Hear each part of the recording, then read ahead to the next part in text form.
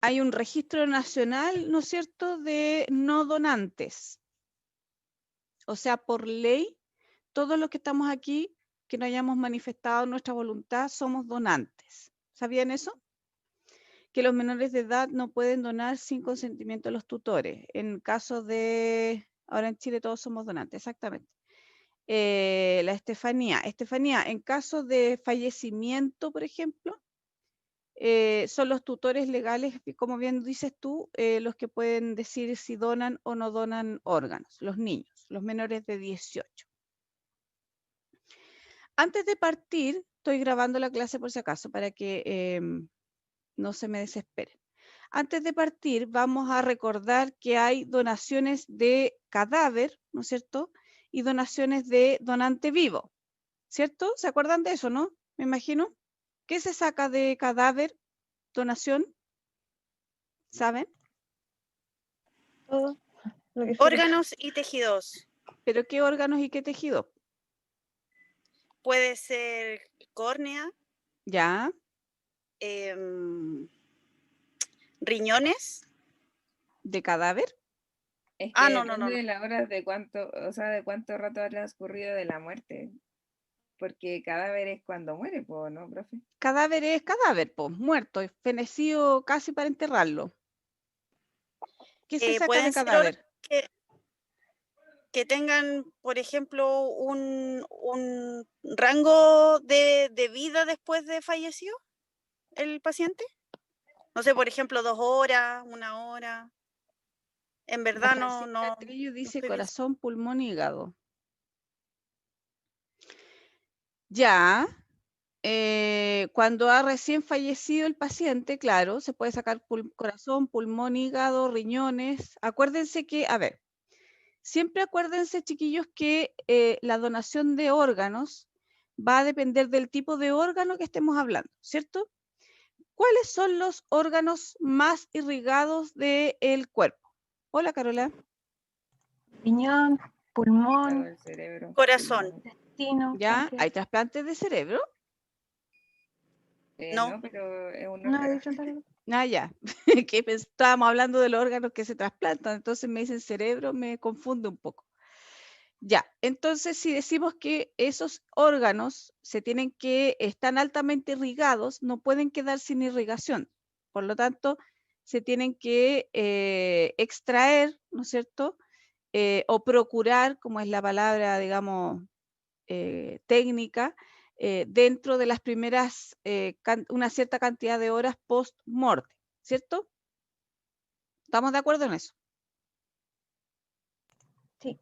¿Sí? Ya. Profe, la piel también, por ejemplo, usar como injertos de piel La de un piel cadáver. también se considera un órgano, digamos, altamente irrigado, por lo tanto, se puede extraer de cadáver, pero la que tiene mejor resultado es la de o donante vivo, ya, que también puede ser, o la que está de donante, digamos, de pocas horas, digamos, de fallecido, ¿ya?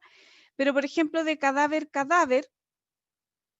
que no necesita, digamos, un tiempo X para hacer la donación, como ustedes bien dijeron, y ya se van a dar cuenta porque apunto esto, son córnea, cartílago, hueso, córnea, cartílago, hueso y algo más me falta. Leí que las venas también, ¿será cierto? Sí, Connie, también se hace, se extraen venas. También podrían ser vasos sanguíneos, pero los que más generalmente se sacan de cadáver, son córnea, hueso y cartílago. ¿Ya? ¿A qué voy con esto? Vamos a conversar algo en relación a algunos mitos en relación a la donación de órganos y más que mitos es cosas que pasan, digamos, y que uno de repente no tiene ni idea.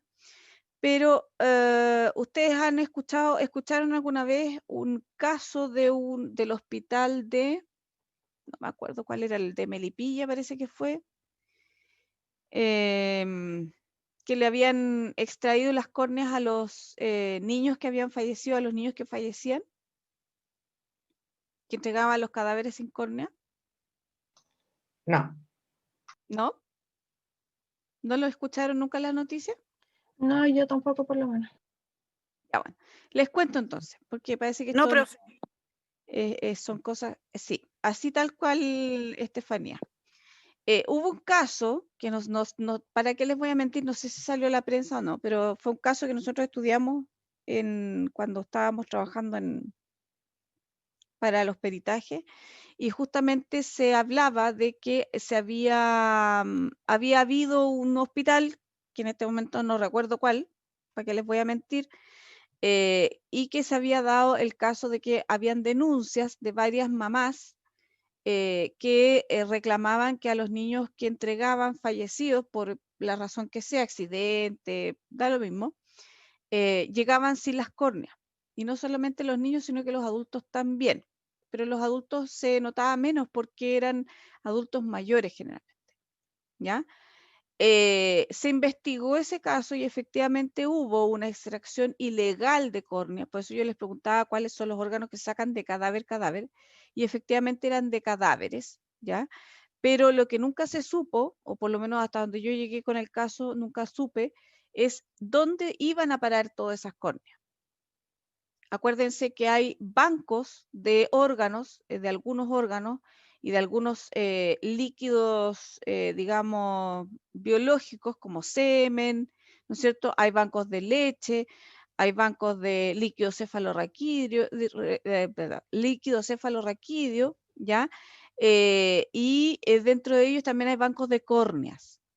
Entonces, lo que nunca se supo, nunca se logró determinar es a dónde habían ido a parar todas esas córneas, porque eran, imagínense, o sea, cuántas córneas se trasplantan de a una córnea. Por lo tanto, un cadáver tiene dos córneas y eran más de 60 o 70 cadáveres que habían reclamado, digamos, que se había evidenciado que efectivamente tenían extracción ilegal de córnea. ¿Ya? Por lo tanto, la legislación en este sentido tiene que ser bastante activa, ¿ya? Justamente para prevenir todo esto, además que hay un tema ético, moral, digamos, que está detrás. No es llegar y sacarle los órganos a una persona porque, por lo que sea, ¿ya? De hecho, hay una película, no sé si ustedes la vieron, que se llama, chuta, no me acuerdo cómo se llama en castellano, pero era algo así como El Recuperador o El Extractor o algo así, que se trataba de un tipo, de un gallo que en el futuro, estamos hablando en el futuro, ¿sí? Que su misión o su trabajo era recuperar órganos que se habían trasplantado a personas que no pagaban, por ejemplo, que tenían deudas de plata o qué sé yo, y que no pagaban sus servicios médicos. Iba esta persona al recuperador y le sacaba los órganos que se le habían trasplantado porque no había pagado la cuenta, una cosa así, ¿ya? ¿Alguien la vio esa película o no? Se las voy a buscar para que la vean. ¿La vieron? No, profe, yo nunca lo había escuchado. Yo ¿No? tampoco. ¿En serio? Era una película que en realidad No. fue súper comentada porque justamente habla un poco del dilema ético de lo que tiene que ver con una de las aristas, digamos, que tiene que ver con el trasplante de órganos. Y al final, al gallo que era el extractor, le trasplantan un órgano por X motivo y le toca a él estar en posición de víctima, ¿ya? Entonces, ahí, claro, pues empieza el dilema ético y toda la cuestión. Se las voy a buscar a ver si la encuentro, pero un poco para que tengan la idea de lo complejo que puede llegar a ser. Ustedes saben también que hay un mercado de órganos, sobre todo en países, digamos, que tienen altos índices de pobreza, ¿ya? Donde a los niños, y esto es súper terrible lo que voy a decir, pero es cierto, digamos, venden a los niños para poder sacar órganos y vendérselos a gente que rica, digamos, que no está en la lista de espera o que está con apuro, qué sé yo, y se hace todo un aparataje, digamos, médico, que todos dicen, no, es mito, no, no se puede, no, no sé qué, pero ocurre, ya en algunos países ocurre, que tienen menos control que nosotros, Bueno, hay niños que se venden, hay niños que se secuestran y hay así una serie de cosas, ¿ya? Como la película, también hay otra película que habla de eso, que es la Hostel, creo que se llama, donde hay unos niños que van de vacaciones y hay un tema ahí, hay distintos temas, la violencia, qué sé yo, la extracción de órganos. En China, Estefanía, por ejemplo, en China, los millonarios chinos en general compran niños para cuando necesitan trasplante. Ese es un ejemplo. Estamos hablando de ese tipo de países, por ejemplo, no vamos a hablar de Chile, ni mucho menos. En Chile, gracias a Dios, está bastante regulado, excepto estas joyitas que se han dado de repente de estos que encuentran que han sacado las córneas o que llegan con menos hueso, qué sé yo, pero es menos, digamos, si ustedes quieren, hace menos daño, entre comillas, ya que secuestrar a un niño, qué sé yo, ¿ya? Este tema, como ustedes se dan cuenta, es bastante complejo, es bastante, tiene bastantes cosas medias oscuras, ¿ya? Se habla mucho de la gente con plata que compra, ¿no es cierto?, órganos o que compra las opciones de trasplante, pero básicamente hoy día nos vamos a remitir a revisar la ley, y la ley es la que yo tengo aquí. Se las voy a compartir para que vamos haciendo el mismo ejercicio que la otra vez, que es la ley 19.451, ¿ya? Este es digamos, se publicó en el año 96 y se modificó, la última modificación fue el año 2013, pero se modificó un artículo que ya está modificado, digamos, está incluido en esta ley. Acá yo les destaqué algunas cosas que son importantes, y una de las que partíamos comentando era justamente que esto que también es importante, para que no se nos olvide que el trasplante de órganos solo podrá realizarse con fines terapéuticos, ¿ya? O sea, si yo, por ejemplo, me siento que estoy vieja y quiero un hígado nuevo o qué sé yo, y no me estoy muriendo y no me está pasando nada más que estar un poco enferma, no cabe la posibilidad de que me trasplanten un hígado.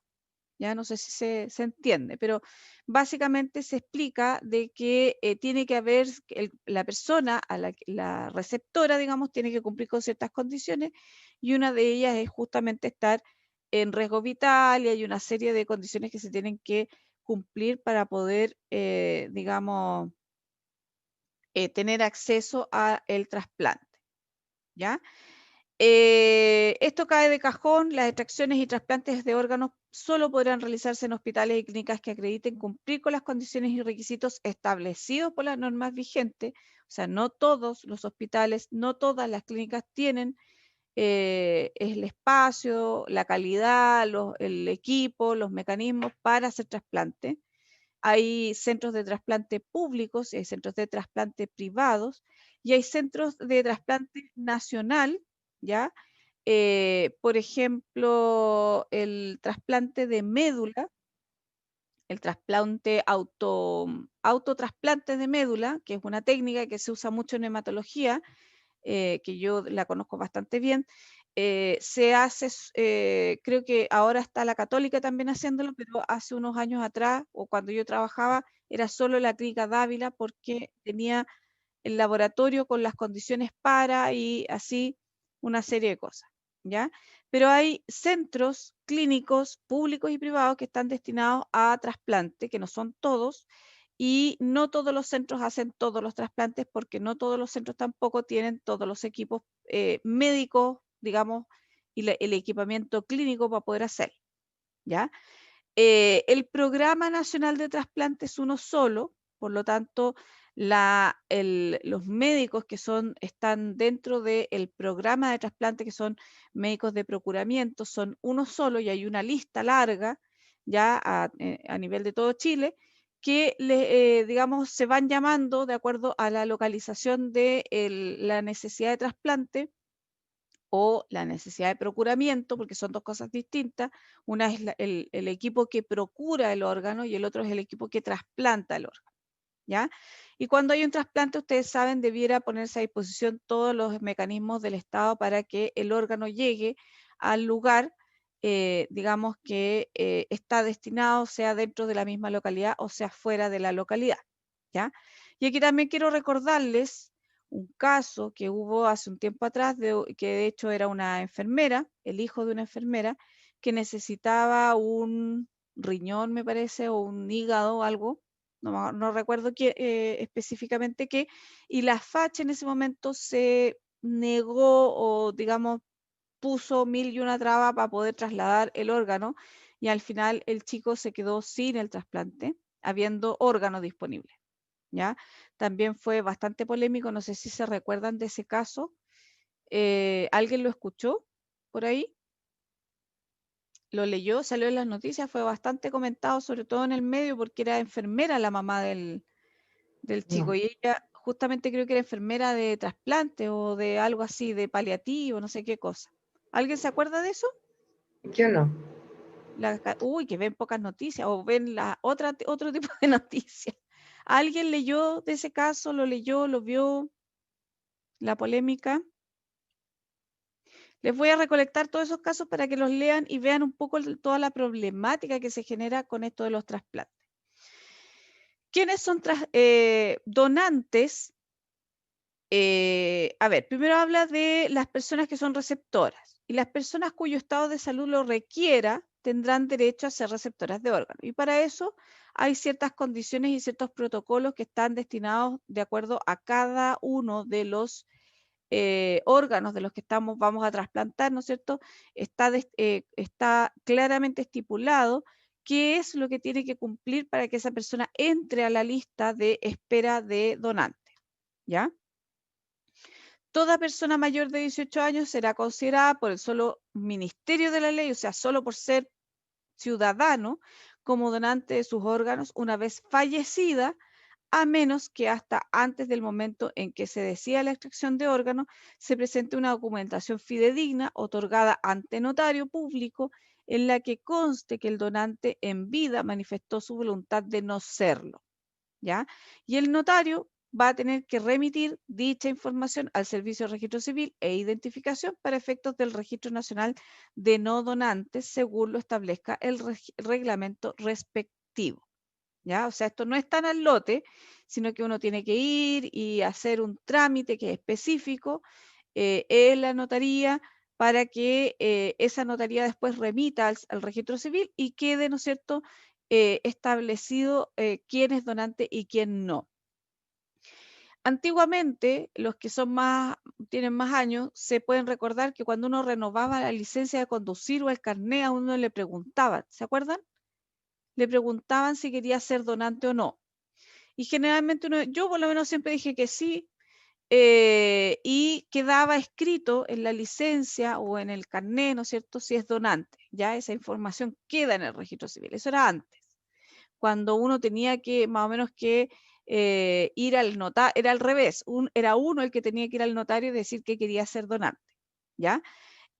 Ahora es todo lo contrario, todos somos donantes, esté o no esté escrito en el carnet, y el que no quiera donar es el que tiene que hacer el trámite para no donar los órganos. ¿Esto lo sabían, chiquillos? Me imagino. ¿Sí? La Carola dice que sí. El resto se me conectaron y se me fueron a dormir. Sí, profe. Ya.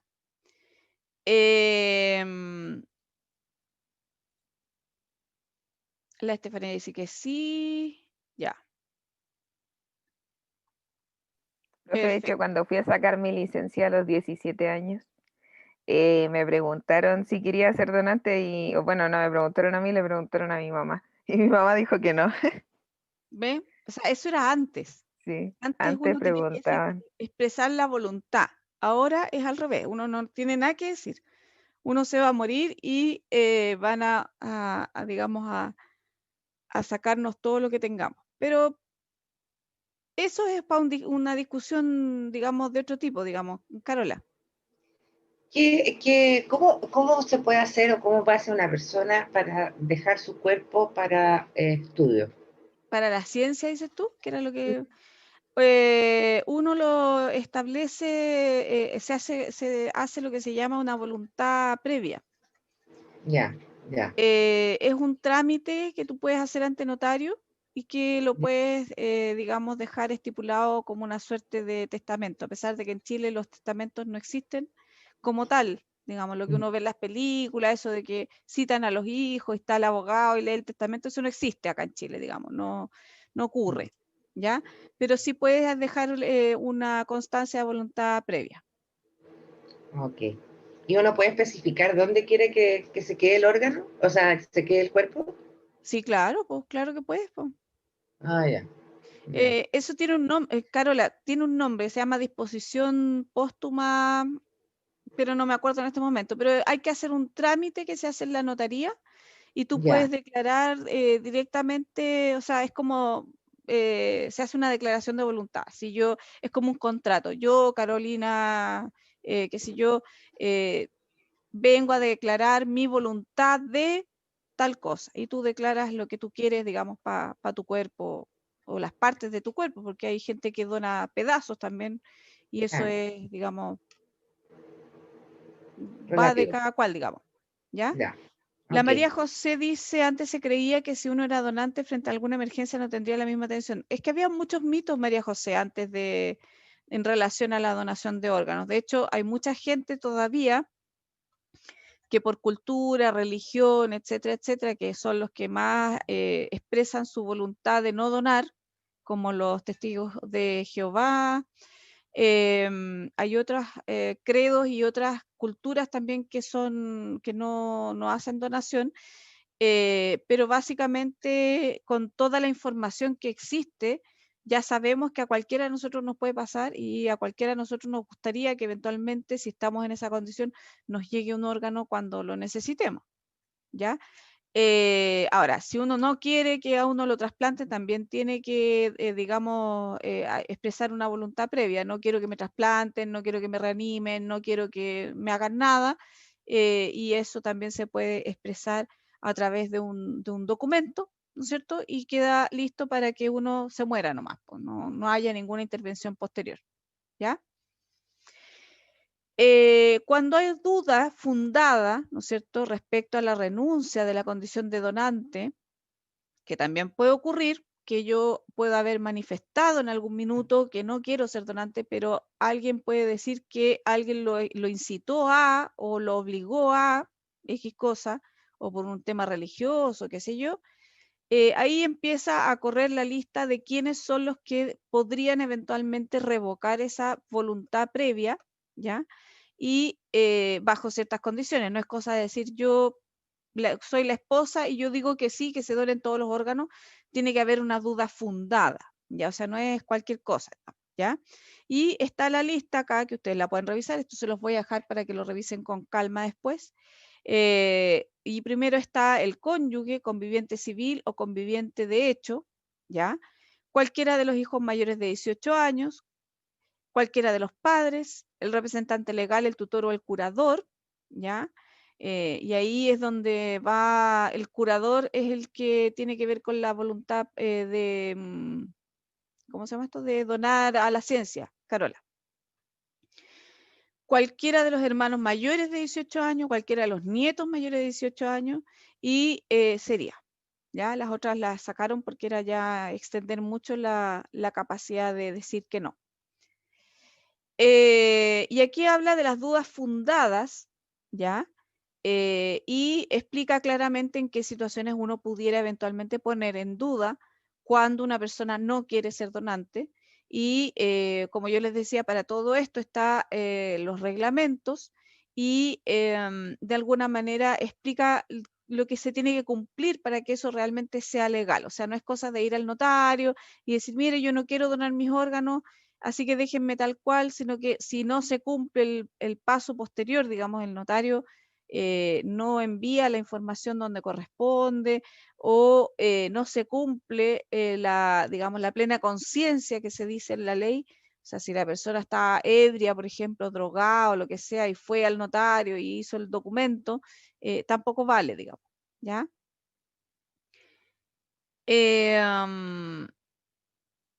La prelación de la que se habla acá es como la tutoría, es como bien digo, es como el orden en que los tutores o las personas que no son el interesado, digamos, pueden ejercer alguna voluntad del interesado. Ya eso se llama prelación, es como el orden en que, de los segundos, digamos, ya el que puede tomar la decisión después de la persona en sí.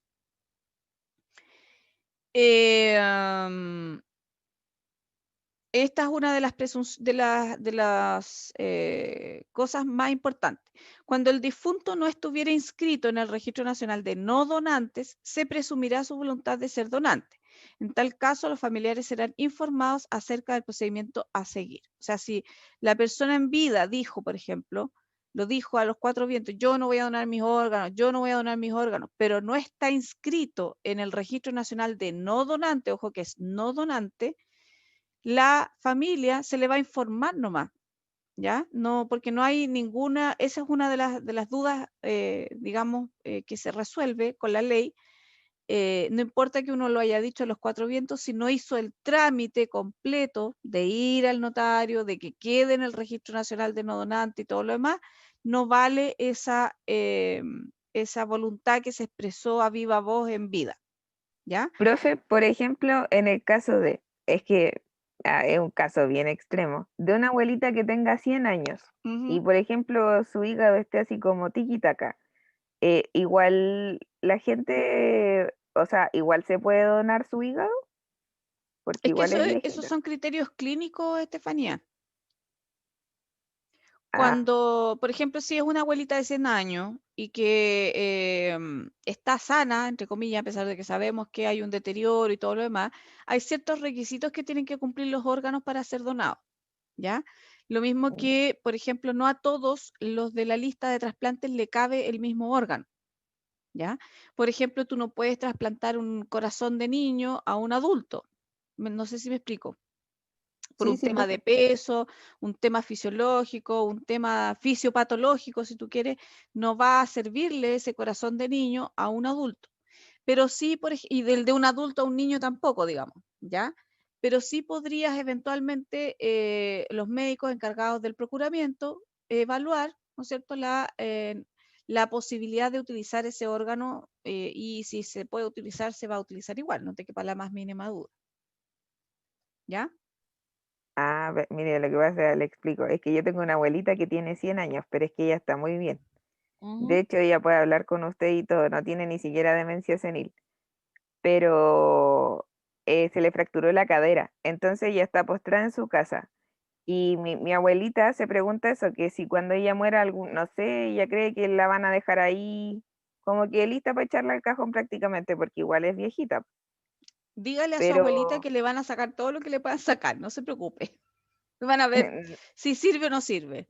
Eso, ella, ella igual tiene miedo de eso, entonces era como el miedo que tenía, que se la lleven a un hospital y le saquen algún órgano. pero es que si ella no quiere ser donante, tiene que hacer el trámite, po. Es simple.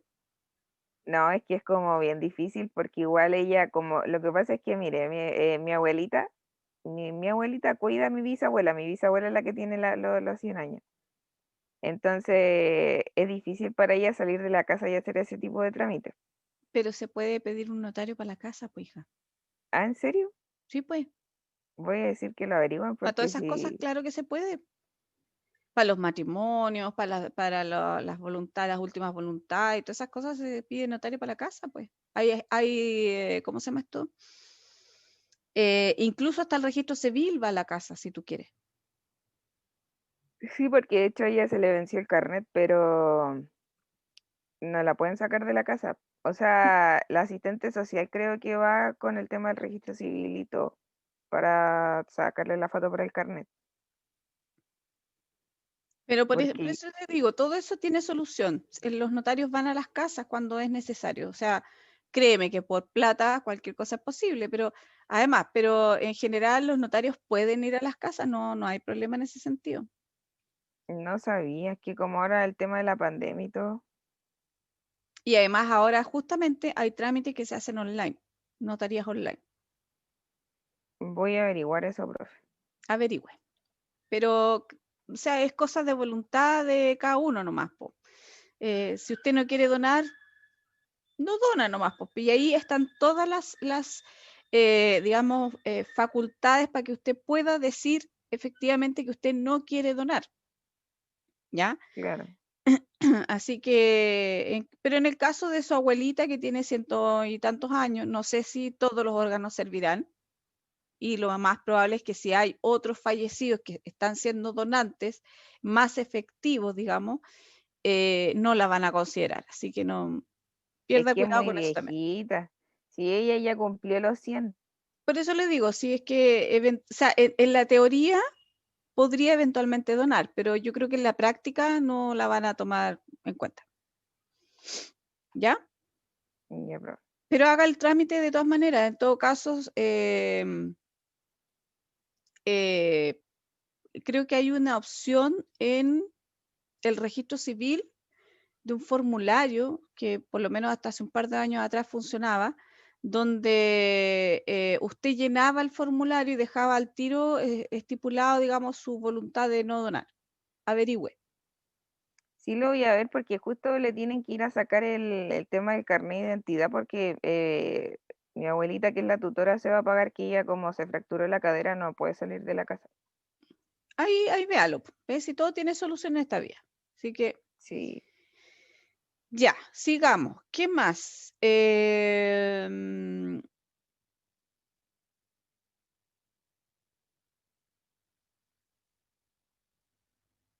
Esto. Esto es importante. Aquí se hace una distinción de alguna manera entre los que tienen voluntad de donar y los que no tienen voluntad de donar, ¿ya? De alguna manera es como el tamiz de que un poco la vuelta de mano, si ustedes quieren o como ustedes quieran expresarlo, pero se los voy a leer y ustedes me van a decir qué es lo que les parece este artículo. Dice, en el caso de que varias personas se encuentren en igualdad de condiciones para la recepción de un órgano, el hecho de no estar inscrito en el registro de no donante deberá tomarse en cuenta para priorizarlo respecto del que sí lo está. ¿Qué les parece ese artículo? A mí me parece bien, porque si no tienes la voluntad de ayudar a alguien, no esperes que te ayuden a ti también. O sea, es como lógico, para mi gusto. Es Es como lo que lógico. tiene que ser, ¿cierto? O sea, para Sí, que una sociedad sea equilibrada, el que no da, no recibe, digamos, es lo ¿ya? justo. Es lo exacto, justo. súper justo. Mucha gente cree, y ahí es donde se cae la gran mayoría de las personas, de que no importa que ellos no sean donantes, a ellos sí les va a llegar igual el órgano. Y no es así. O sea, no es que no les llegue, sino que en realidad entre todas las personas que sí son donantes y que sí necesitan, claramente van a priorizar en la lista a los que sí son donantes de los que no son donantes. ¿Ya? Así que ojo cuando vayan a manifestar su voluntad, ¿no es cierto? Porque les va a jugar en contra. Ahora, si está dentro de sus creencias religiosas, no recibir ni donar, no pasa nada, ¿cierto? Pero si es un capricho porque yo no quiero que me desarmen, porque quiero verme bonita para el funeral, o todas esas cosas que dice la gente de repente, no esperen ahí en ese momento que los pongan en número 1 de prioridad, ¿ya? Que eso Profe, una también, pregunta. dígame. Dentro de esa, eso es una ley, ¿cierto? Un artículo. Esto que acabo de leer es un Ujú. artículo de la ley. Profe, y por Es ejemplo, el artículo, le digo al tiro cuál artículo es. El artículo 2 bis. ya. Profe, pregunta, por ejemplo, claro, lo que usted hablaba, que si yo no soy donante, no puedo esperar a que alguien me done a mí. dentro de ese artículo, ¿hay algún otro artículo que sea como deber y derecho de algo así como que para que a mí me donen tengo que ser sí o sí donante? ¿Algo que obligue? Lo dice ahí en el artículo. Es que está acá, pues, Nicole. Acá. Ya, pero además de eso, ¿no hay otra cosa que sea como complementaria a ese artículo? Es que no sé qué podría Es ser que en verdad no, complementario. La en ley es verdad una no sé, sola. no, es que en verdad no sé cómo explicarme. Quizás firmar algún documento, algo así como yo acepto que si yo dono, a mí me pueden donar, algo así. Es que está aquí, pues. Esto, a ver, Nicole, esta es una ley que es recíproca. ¿Qué quiere decir eso? Si tú donas, tú tienes derecho a que te donen, solo por el hecho de ser donante, Ah, ya, ok. Ya, profe. ¿ya? Ya. Y de hecho Eso no acá lo... lo dice el artículo 2 bis, que es el mismo que estábamos leyendo, que habla de todas estas condiciones, que dice que toda persona mayor de 18 años será considerada por el solo Ministerio de la Ley, o sea, solo por ser persona, digamos, como donante de sus órganos una vez fallecida. Por lo tanto, tú, siendo mayor de 18 años, ciudadana de este país, tú ya de por sí eres donante. Ya. Por lo tanto, si tú eres donante por ley, porque así es para todos, tú eres recíprocamente receptora, en el sentido de que te va a permitir recibir órganos cuando tú lo requieras. Ya. La única excepción es lo que yo les comentaba acá, que era lo que estábamos discutiendo recién, que tiene que ver con el registro de no donantes. Cuando tú expresas tu voluntad de no donar y lo haces a través del notario y va al registro nacional de no donantes, la ley dice claramente que no vas a tener la prioridad. Ya, ok. ¿Ya? O sea, es como, si es que queda algo. O sea, si es que, claro, si es que queda, si es que todas las otras personas que están antes que ti, que tú, digamos, podrían recibir su órgano sin problema y después de eso, si es que hay algo que quede, te pueden donar a ti. Pero Ya. no eres prioridad porque no eres donante. Ya. Profe, otra pregunta, tengo una duda. Por ejemplo, cuando una persona recibe un órgano y lo comienza a rechazar después de un tiempo, ¿ese órgano definitivamente ya después no sirve para nada? ¿O se puede realizar algo en otro paciente? No, ese órgano ya no se puede volver a trasplantar. Ya. Ya, profe, esa duda tenía. Ya, sigamos entonces. Entonces íbamos en... ya me perdí dónde vamos.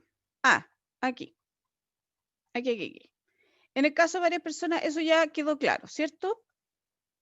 En todo caso, y aquí esto también es importante, siempre se deberá respetar la voluntad de la persona, tanto de la inscrita en el Registro Nacional de No Donantes como la no inscrita, que de conformidad a la ley se considera donante. O sea, ahí si hay una persona, por ejemplo, que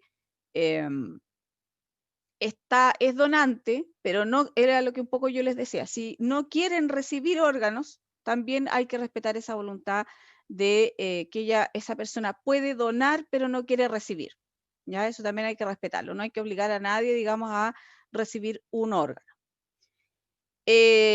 Aquí habla de todo lo que es la unidad de coordinación de procuramiento de órganos y tejidos. Acuérdense que hay tejidos también que se trasplantan, como la piel, como músculo, como cartílago, hueso, ¿ya? Y acá esto es importante porque aquí ya entramos en el tema clínico de cómo vamos a determinar cuando la persona está fallecida clínicamente para poder determinar la donación. ¿Y de quién es la obligación de determinar eso? Es el médico tratante de la persona, ¿no es cierto?, que está en el hospital donde esté, pero ese médico tratante tiene que notificar a la unidad de coordinación de procuramiento de órganos y tejidos, ¿no es cierto?, acerca del estado de muerte encefálica del paciente, ¿ya? Y acá abajo están todas las condiciones para considerar la muerte encefálica de lo que está, digamos, establecido en Chile. Ahora, Tengo una pregunta al respecto. dígame. Yo tuve un caso no familiar, pero sí cercano, de un chiquillo que tuvo un accidente y era donante. La mamá dijo ya, yo dono los órganos y no sé, mucha gente, porque se armó una polémica entre la gente conocida, que era un poco, no sé si inhumano, pero sí poco ético poner dejar a ese chiquillo conectado a una máquina hasta que apareciera el donante. El Clínicamente es receptor, lógico, digamos. mm, Porque él era el como donante, po. era el donante, entonces lo tenían conectado para que estuviera vivo Ujú. hasta que apareciera el receptor. Entonces, ¿qué tan cierto es que puedan dejar una persona, no sé, 24, 48 horas viva, para, para que ese órgano o los órganos de esa persona puedan ser donados? Fue como un caso bien especial, o sea, sobre todo la gente más cercana, como que sufría harto, porque ¿por qué lo tienen ahí si ya lo podrían desconectar, en pocas palabras? Claro. Sí, lamentablemente, Carola, eso se da más de lo que uno cree. A mí me ha ¿Ya? tocado varias veces, digamos, estar a la espera del equipo de trasplante. A ver, hay cosas que uno tiene que tener claras. La voluntad de donar está expresada ya. Por lo tanto, si en el momento en que ese chico, voy a hablar de ese caso puntual como para poner el contexto, ese chico tuvo el accidente, ¿no es cierto? Quedó en malas condiciones, se hizo todo lo posible, ¿ya? Y se decretó que el chiquillo ya no estaba en condiciones de seguir con vida normal, digamos, ¿ya? Mm. Pero ¿qué ocurre, Carola? Ocurre que pueden darse varias condiciones. Una es que si tú hubieses desconectado al chiquillo, probablemente, estoy hablando en el supuesto, a lo mejor no se habría muerto al tiro tampoco. Ah, ya, ya.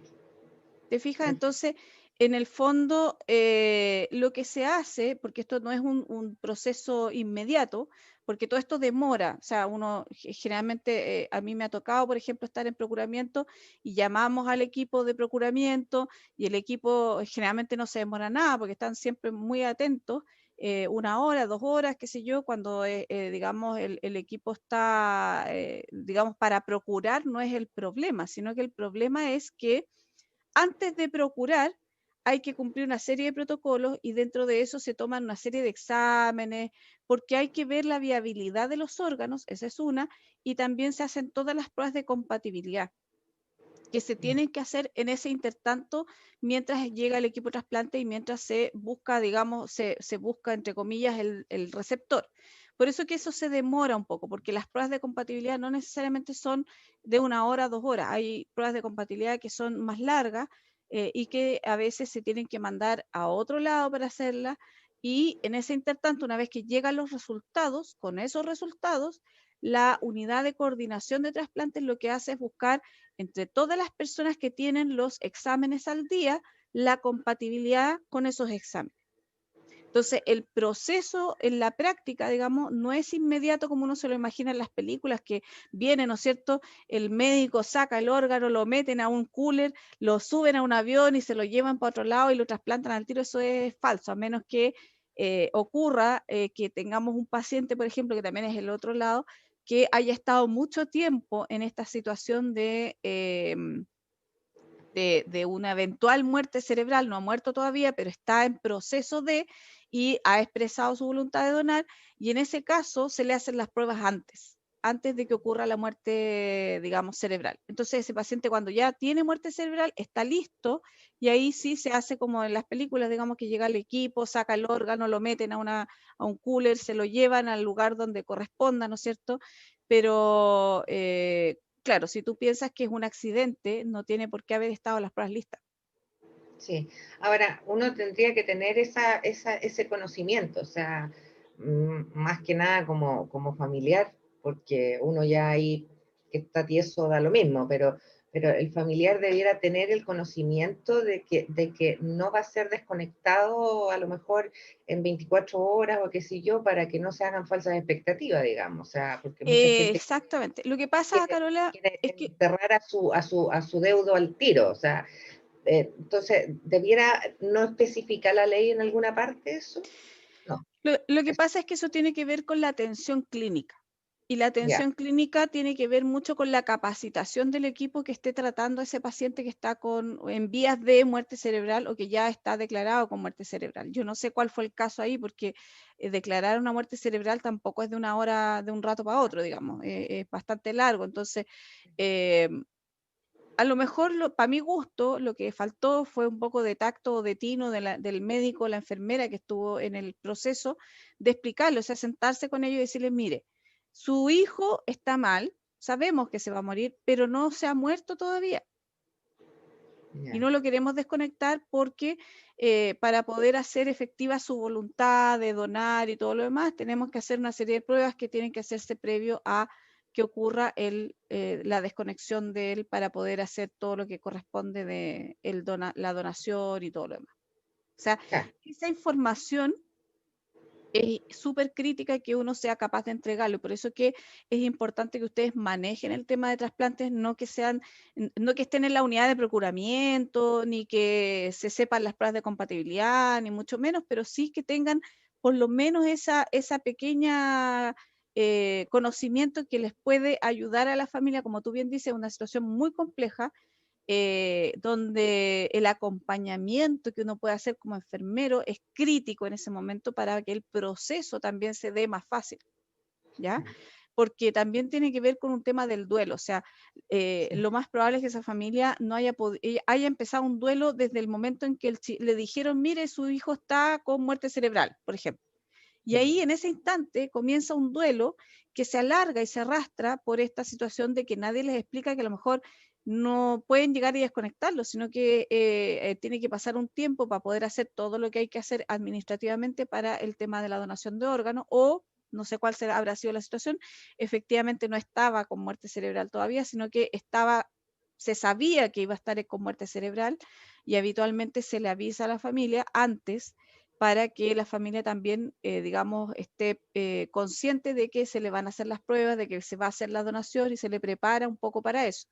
Ese tema de preparación previa fue lo que no ocurrió. sí. Y lo otro, cuando es fin de semana, se puede lograr todo lo que todo lo que se necesita para poder comprobar que los órganos. ¿Compatibilidad? Sí, Exacto, sí. ya, Sí, porque son pruebas que en general están por ley, o sea, por reglamento, digamos, tienen que estar disponibles las 24 horas del día. perfecto. ¿Y hay alguna ley que se firme? O sea, no ley, sino algún contrato, alguna cosa que la ¿Documento? familia firme, ¿sí? No, que yo sepa, no, no porque está por ley. O sea, la ley te obliga a que no, generalmente se firma cuando tú no quieres ser donante. Ya, Ahí tú dejas, digamos, los clínicos se respaldan y te hacen firmar un papel, digamos, pero a menos que sea consentimiento. un consentimiento, alguna cosa así, pero a menos que sea ¿cómo se llama esto? Una medida de calidad del centro, probablemente te hacen firmar alguna cosa, pero la ley no te exige, no es que sea una exigencia de la ley, Ya, ¿ya? listo. Ok, Ya, entonces, acá, esto también es importante, que ocurre bastante, más que por no querer, es por desconocimiento. Y tiene que ver con que el médico que certifica una muerte cerebral pero no informa a la unidad de coordinación va a tener sanciones, ¿no es cierto?, civiles o administrativas de acuerdo a lo que corresponda, dependiendo de cómo se haya revisado ese caso. Y de alguna manera es algo que también está penado. O sea, yo como médico no me puedo quedar callado con una muerte cerebral y que ese paciente se lo lleven nomás al cementerio. O sea, ese paciente tiene que pasar por todos los procedimientos que corresponden a la donación de órganos. Y esto también es importante, que un poco evita el comercio de órganos, a pesar de que es como bastante relativo. Ustedes saben que las altas esferas pasan las cosas más increíbles, pero la donación de órganos solo podrá realizarse a título gratuito, ¿ya? O sea, yo no puedo vender un riñón, ¿ya? O no puedo vender mis córneas, por ejemplo, ¿ya? Y ocurrió en Estados Unidos un caso de una persona que vendió un riñón, ofrecía un riñón por eBay, creo que era eBay o alguna otro de estos de subastas o de mercado online, y al final la persona se fue presa porque no puede hacer eso, o sea, no puede vender un riñón, pues si no sería súper rentable, ¿no es cierto? El comercio de los órganos. Y eso un poco también ha parado todos estos mitos de que se roban a los niños acá en Chile estoy hablando, porque en otros países sí ocurre, pero acá en Chile por lo menos no se da, no se ha dado, digamos, yo no tengo claridad así certera de algún caso de que se hayan robado a algún niño o que hayan secuestrado a alguien para sacarle un riñón, por ejemplo. ¿Ya? Hay hartas historias y un montón de cosas, pero nada que se haya podido comprobar. En otros países sí se ha comprobado, pero en este no. Y tiene que ver un poco con esto, con la que la ley dice que es gratuito, ¿ya? Los gastos, y esto también es importante, los gastos que se incurra con motivo de la extracción del órgano que se dona forman parte de los gastos propios del trasplante y serán imputables al sistema de salud del receptor de acuerdo a las normas legales, reglamentarias y contractuales que correspondan. O sea, yo tampoco como donante tendría que pagar nada, o sea, no me pueden venir a cobrar la cuenta, ¿no es cierto?, después de, ¿no es cierto?, de ocurrido el procuramiento. O sea, yo esa cuenta de todo lo que ocurrió después de que mi paciente falleció para adelante, no me corresponde, le corresponde al servicio de salud donde se va el órgano a trasplantar, ¿ya? Lo que sí se paga, y aquí creo que lo dice, pero más adelante, es la recepción del órgano. O sea, el trasplante en sí tiene un valor FONASA, ¿no es cierto?, con todas las, digamos, hay unos beneficios, unos subsidios y todo lo demás que las ofrece FONASA, y también hay una parte que paga el Servicio de Salud porque es un programa, digamos, que tiene que ver con bienestar, el bienestar social, bienestar común, no sé cómo es que se llaman estos programas, donde hay una parte que la paga el Estado, que la subsidia el Estado, y otra parte sí la paga el receptor, ¿ya? Dependiendo de la previsión que tenga, si es ISAPRE, va a tener que pagar lo que le cobre la ISAPRE, y si es FONASA, generalmente están cubiertos por la ley de donación, ¿ya? Así que ojo dónde se van a trasplantar. También hay una parte que tiene que ver con lo que ocurre posteriormente con esa pareja de receptor donante, ya sea vivo o sea de cadáver, y tiene que ver con los datos privados o particulares de la persona, y que dicen que no se puede divulgar información para identificar al donante, ¿ya? O sea, se supone que todas estas noticias que salen que Juanito Pérez tuvo un accidente y fue donante y donó 8.000 órganos y no sé qué, no debiera ocurrir porque está en la ley, ¿ya? O sea, no se puede facilitar ni divulgar la información que permita identificar al donante. Por otro lado, la familia del donante no podrá conocer la identidad del receptor, ni el receptor o sus familiares la del donante, ¿ya? Y en general queda prohibida cualquier difusión de información que pueda relacionar directamente la extracción con el ulterior injerto o implantación. Y eso un poco tiene que ver con, digamos que no todas las personas reaccionan de la misma manera, ¿ya? Y si, por ejemplo, yo voy a inventar una cosa bien estrambótica, pero es como para que me entiendan el ejemplo. Si yo soy racista, estoy inventando, y voy a ser donante, ¿ya? Yo no puedo decidir a quién le voy a donar y a quién no. Por lo tanto, mis órganos van a ir a quien tengan que ir nomás. Pues no puedo decir, no, sáquenle el órgano a ese señor porque es de raza negra y yo no quiero donarle a alguien que sea de raza negra, ¿ya? No sé si me explico, ¿sí? Entonces, un poco para evitar todo ese tipo de situaciones, es que se mantiene en anonimato, digamos, los datos del receptor y los datos del donante, ¿ya? Ahora, todas estas historias que ustedes ven en la tele en Estados Unidos, que conoció al donante y que no sé qué, en Estados Unidos ocurre exactamente lo mismo y este es un artículo que está en casi todos los reglamentos de donación de órganos. Y lo que sí que los gringos son más quisquillosos en ese sentido y se las rebuscan para poder ubicar a los donantes y a los receptores, ¿ya? Acá es más difícil, digamos. Profe, una pregunta. Dígame. Entonces, si uno quisiera buscar a la familia de la persona a la que le donó, ¿nadie te va a prestar ayuda? ¿Nadie? No te pueden dar, o sea, si uno necesita pedir información, conocer a la persona, por último, así como por un tema más sentimental y cosas así, ¿imposible? No, no se puede solicitar esa información. O sea, Ya, profe. se entiende que en el caso, o sea, a ver, uno, aquí, recuerden que aquí estamos legislando para todas las personas, ¿ya? Algunas personas van a tener buenas intenciones, otras personas no van a tener tan buenas intenciones, por lo tanto, ley pareja no es dura, como dice el dicho, ¿ya? No sé si me expliqué, Nicole. Ah, ya, profe, no, sí. Como es chileno, capaz que quieran sacar hasta provecho, ¿no? O sea, que pagueme tanto por el órgano. Uno no sabe, claro. O sea, uno tiene que poner en todas las situaciones. Entonces, ley pareja no es dura. O sea, tanto para la gente que quiere conocer al receptor o al donante por una cosa netamente altruista, de agradecimiento, lo que tú quieras, como para las personas que, como dice la Estefanía, quieren cobrar algo por esa donación. O sea, no tiene ni un sentido. ¿Ya? Entonces, mejor nadie conoce a nadie. Y esto también es importante, la información relativa a donantes y receptores de órganos humanos va a ser recogida, tratada y custodiada en la más estricta confidencialidad y se considerará un dato sensible conforme a lo dispuesto en la ley 19.628 sobre protección de la vida privada. O sea, aquí esto es como una ficha clínica. Cero posibilidad de que algún externo, un tercero, pueda acceder a esa información. ¿Ya?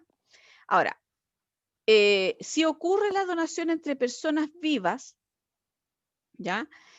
Esa prohibición de conocerse, digamos, no corre por un tema de que hay, digamos, hay otra connotación en ese sentido. O sea, la donación de personas vivas generalmente son personas que se conocen, son personas que se han hecho los estudios de compatibilidad previo, generalmente se hospitalizan juntas, es un acuerdo entre las dos personas, como padre e hijo, o hermanos, o incluso amigos que son compatibles. Por lo tanto, en ese sentido, ahí no aplicaría esta restricción de conocerse, porque si no, no tendría mucho sentido esta cosa de la donación entre pacientes vivos. ¿Ya?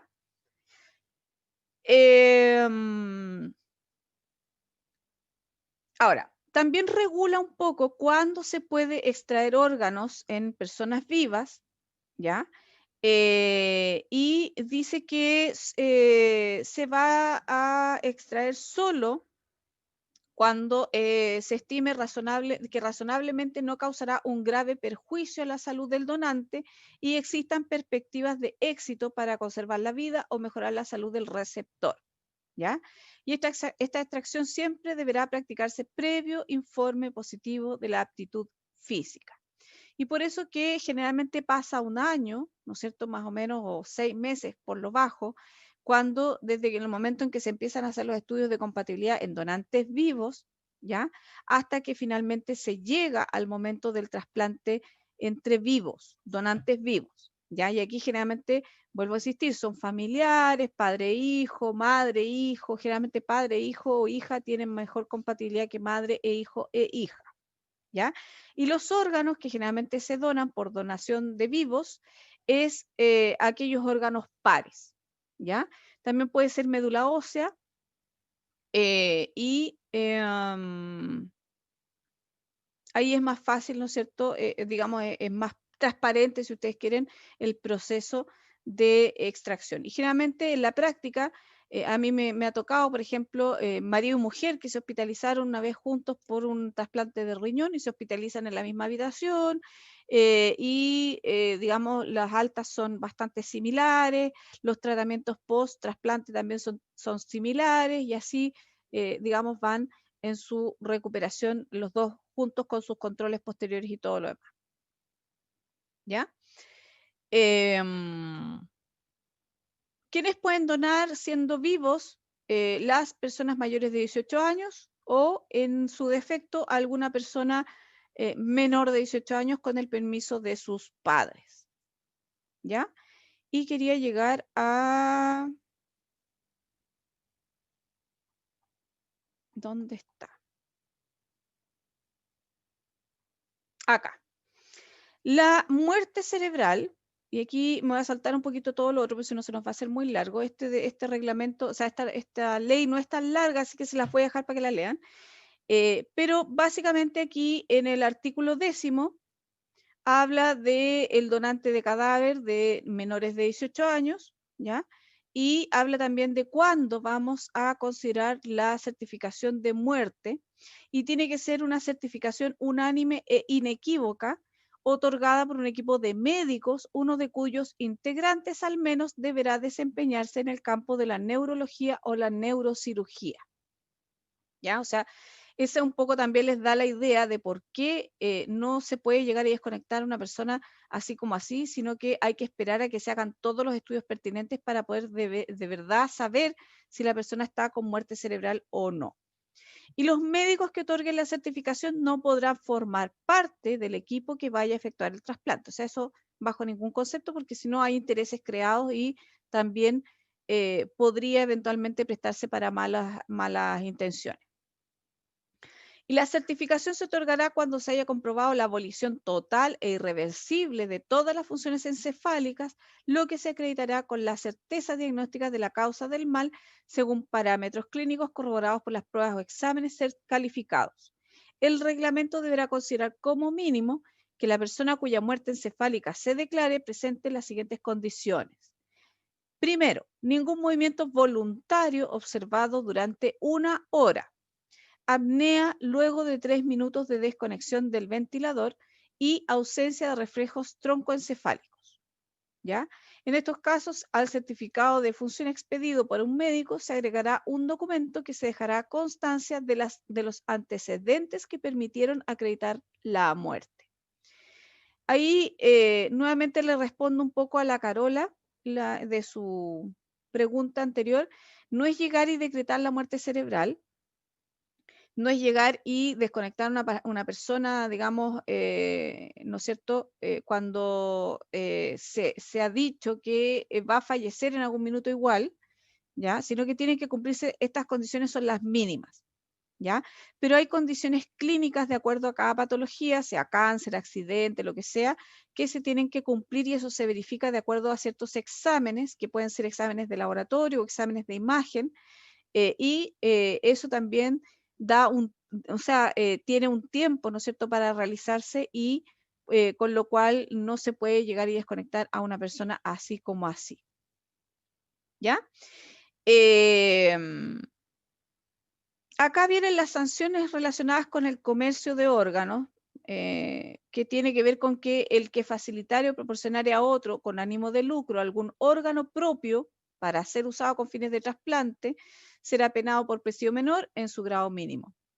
Esto es bastante difícil de probar en la realidad porque se han dado casos, pero es muy difícil probar que hubo un comercio, digamos, porque se considera un acuerdo entre privados, y ahí entra, digamos, la ley de, digamos, se considera, se ha tomado muchas veces como una transacción comercial válida, no necesariamente con el órgano, porque generalmente esa plata se paga con algún palo blanco, no sé, pues están pagando un auto, están pagando otra cosa, y en realidad lo que se está vendiendo es un órgano.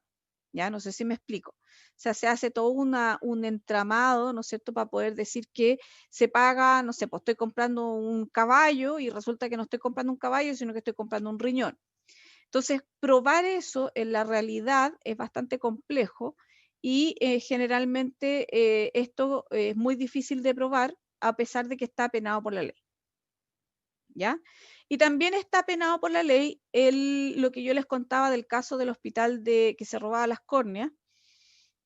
El que extraiga órganos de un cadáver con fines de trasplante sin cumplir con las disposiciones de esta ley será penado con presidio menor en su grado mínimo, y en igual sanción ocurrirá quien destine dichos órganos a un uso distinto al permitido con la presente ley o el Código Sanitario. O sea, todo eso que extraen córneas, hueso o músculo, tejido, qué sé yo, de manera ilegal para usarlo en trasplante también está penado por la ley, y ahí está penado, digamos, está, ¿cómo se llama esto? Se sanciona a la persona que extrae el órgano sin la debida, digamos, que no está conforme a la ley. ¿Ya? Después habla de la Coordinación Nacional de Trasplantes, que está todo aquí del artículo 14 bis en adelante, ¿no es cierto? Y las funciones que tiene cada uno de los actores en Chile en relación a los trasplantes. Y para esto, yo más que leer la ley, los voy a invitar a leer el sitio web del MinSal, que está bastante simple, ¿no es cierto? Les voy a dejar la ley, les voy a dejar el sitio web del MinSal para que ustedes lo vean, y con esto ya estaríamos revisando un poco la ley de trasplante de órganos. ¿Dudas, Profe, chiquillos? Dígame. sí, yo tengo una pregunta.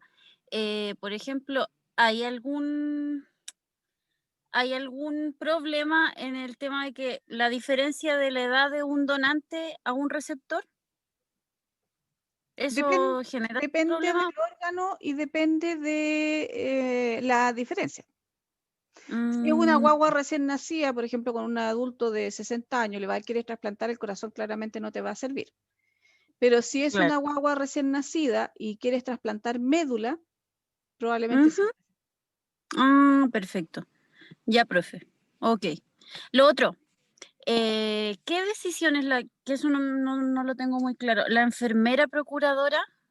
¿Qué, cuál es su trabajo ahí? La enfermera de procuramiento de trasplante lo que hace es coordinar todo lo que yo te acabo de leer, o sea, todo lo que Ya, acabamos de revisar, desde el momento en que llega la persona y se declara la muerte cerebral, ¿no es cierto? Tiene que empezar es la persona, de hecho, hay que llamar al equipo de trasplante, hay que revisar todos los datos del paciente, uno generalmente recupera toda la historia clínica del paciente dentro de lo que sea posible. ¿No? sí, aquí Dígame. están. No, no, dale, hermano, dale el Es contacto. como el tema administrativo de los trasplantes. Administrativo, pero también tiene que ver con todo lo práctico, lo técnico. O sea, tiene que supervisar la toma de las muestras, tiene que supervisar el llenado de los formularios. Hay una cantidad de formularios, chiquillos, que ustedes ni se imaginan, que uno va llenando en la medida en que toma, ¿no es cierto?, los exámenes, se le hace toda lo que es la encuesta de preparación al paciente, es la persona que debiera conversar con la familia, ¿ya? Si es que está disponible en el centro en el momento en que ocurra, digamos, la posibilidad de procuramiento. Y al igual que el equipo de procuramiento, se le llama por teléfono al lugar, porque son enfermeras de la Seremi, digamos, del ministerio, no son enfermeras que sean de un centro clínico, y la enfermera llega generalmente y coordina con las enfermeras clínicas todo lo que tiene que ocurrir para que se produzca el procuramiento, entre todas las otras cosas administrativas que tiene que hacer. O sea, tiene que velar por todo lo que es la gestión administrativa, tiene que velar por todo lo que es coordinación, se preocupa de llamar a la FACH, si es que hay que llamar a la FACH, se preocupa de coordinar con la enfermera del otro lado, ¿no es cierto?, donde está el receptor, de que llamen al receptor, de que se le hagan las pruebas, de que se hospitalice y todo lo demás, y de verificar de alguna manera, chequear que las pruebas del receptor estén al día, porque también hay un sistema de trasplantes de órganos donde está todo eso, digamos, se va, ¿cómo se llama esto?, registrando todos los exámenes que se van tomando las personas, y cada cierto tiempo las personas tienen que actualizar sus exámenes para poder estar vigentes en la lista de trasplantes en caso de darse la donación. ¿ya? O sea, la enfermera tiene un rol clave en todo lo que es trasplante. Clave, desde cautelar la temperatura de los órganos, desde el medio de transporte, cómo lo van a transportar, cómo lo van a trasladar, la caja fría, no sé, las cosas más insólitas, de repente equipos específicos o soluciones específicas que se requieren para el trasplante de órganos, es la enfermera la que se tiene que preocupar de coordinar todo eso. ¿Sí? Ya, profe, gracias. Ahora sí me quedó más claro. ¿Más dudas, Gracias. chiquillos? Aprovechen ahora que vayan para siempre.